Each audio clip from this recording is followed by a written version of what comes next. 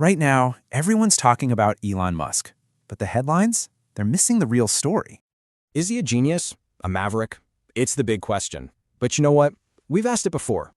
If you dig into the archives, the conversation from 100 years ago sounds exactly the same. See, history isn't a straight line. It's more of a loop, and every century it produces a techno-architect. All right, let's break this pattern down. First up, a guy you might have heard of, Thomas Edison. Now, a lot of people compare Musk to Tesla. Nope, the real parallel, it's Edison. He didn't just have ideas. He built an invention factory, turning chaotic invention into a system. Their methods were identical. When someone said impossible, they just went and tested every single variable. So it's not just about the product. It's about building the machine that builds the product. And the pattern doesn't stop there. Let's bring in another historical giant, Henry Ford. A whole century apart, and both of them walked right into their own version of Production L. And both were absolutely ruthless about one thing, making their tech affordable for the masses. And just look at this. The results really speak for themselves. Each one changed the game. So what was their secret? An obsession with controlling every single piece of the puzzle.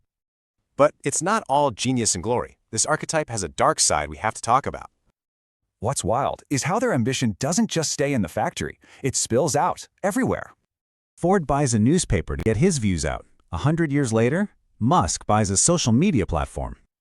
The same brain that dreams up Mars colonies often tramples all over social norms right here on Earth. So, is Musk the new Edison or the new Ford? Well, it turns out it's not quite that simple. He isn't the new anybody, he's just the current version of this repeating human loop. We praise them while they're building, then we grill them when they succeed. It's the same cycle. So next time you see a documentary about him, remember it's not just a story of one guy. You're watching a rerun. The future is just the past moving at 17,000 miles per hour.